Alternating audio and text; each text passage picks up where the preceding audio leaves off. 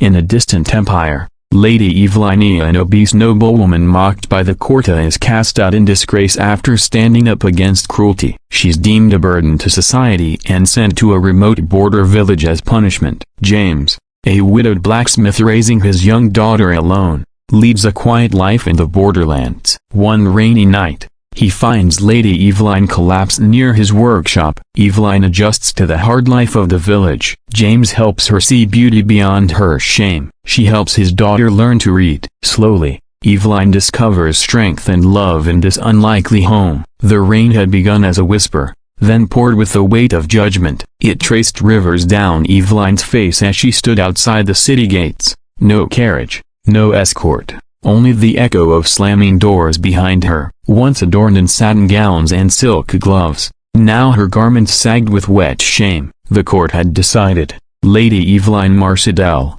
daughter of House Durand, would be exiled to the borderlands. Her crime was not treason, nor theft, nor blasphemy. It was her defiance and her size. She had dared to speak up. In the gilded chambers of power, where courtiers played with lies like cards, Evelyne had defended the servants, a kitchen maid struck by a nobleman for spilling wine, an old butler dismissed without pension after decades of loyal service. She had risen, not to shout, but to question, and the room had fallen into stunned silence. Her voice, though soft, had cut deeper than any sword, and for that, the nobles found a convenient reason to banish her. Too much of a burden, they muttered, eyes flickering across her body. Her weight, always a source of whispered cruelty, now became their excuse. A lady who cannot control her figure cannot control her house, said the Duke, smug and leaned behind his jeweled rings. Her father had not defended her, neither had her mother. It was easier to send her away, and so Evelyne was carted off like unwanted furniture,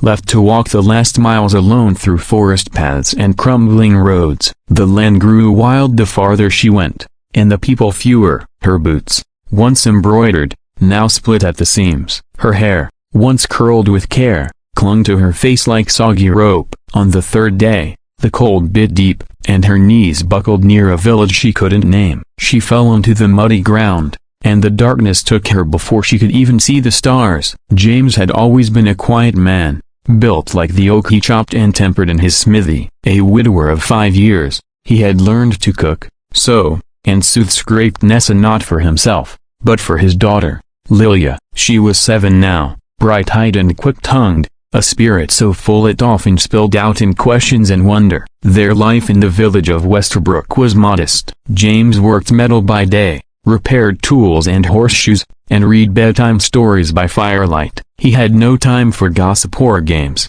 and though many a widow eyed him with interest, he kept his heart sealed like the iron he forged. That night, as thunder rolled and Lilia clung to his arm, James noticed the shape outside the forged door, a lump unmoving, soaked in mud and fabric. He stepped out, lifted the figure carefully, and realized with surprise that it was a woman, heavy in weight and unconscious, yet something in her face held the remnants of beauty that no rain could wash away. Not the kind found in paintings, but the kind carved by dignity and loss. He carried her into the warm hearth, placed her on the couch, and let Lilia cover her with every blanket they owned. She awoke to the smell of broth and the crackling of wood. Her throat felt like sandpaper, her body stiff and foreign. When she opened her eyes, a child was watching her with curiosity. "You're very round," the girl said simply, not unkindly. Before Evelyne could feel the sting of the words, the child added, "You look like someone who gives really good hugs." That made Evelyne laugh. It hurt her ribs, but it felt good. James entered with a bowl of soup, his expression calm but alert. "You've been asleep for almost a day. We didn't know your name." She tried to sit up. "Evelyne," she croaked. "Lady Evelyne Marcedel." He raised an eyebrow. "Can't say I know noble names out here." "You're safe, though. This is Westerbrook." She glanced down at her soiled dress and reddened hands. "I don't think I'm a lady anymore. You're someone's guest. That's enough." The next few days passed in a rhythm Evelyne had never known. No servants came with trays or brushes. She washed her face in a basin by the window. She mended her own sleeves with clumsy stitches. She helped Lilia peel potatoes and learned to light the hearth without setting her hair on fire. The village was cautious of her at first. Whispers followed her to the well, Children peeked from behind barrels, and the baker offered his bread with a hesitant smile. She was, after all, a stranger and an unusually large one at that, wrapped in what looked like noble fabric. But James made no show of her presence. He introduced her at the tavern as a traveler who needed rest, and when anyone muttered, he simply looked at them the way fire looks at straw. One morning, Evelyne caught sight of herself in a warped mirror, her cheeks red from cold, hair braided simply, body wrapped in a wool shawl. She did not look noble. She looked real, and for the first time in years, she did not hate her reflection. She began to repay their kindness. She showed Lilia how to read cursive, then how to write letters. She taught the weaver's daughter to sing in harmony, and one night, when a fever gripped the apothecary's child, she stayed up grinding herbs and whispering prayers. James watched all of this quietly. He never asked about her past, never pried, but in his silence was something gentle, like a hand offered without demand. One evening, as they sat by the fire after supper, Lilia fell asleep against Evelyne's side. "You've changed her," James said softly. "She's a remarkable girl," Evelyne replied, brushing back the child's curls. "She was quiet after her mother passed. She stopped laughing, but now she sings again." Evelyne swallowed.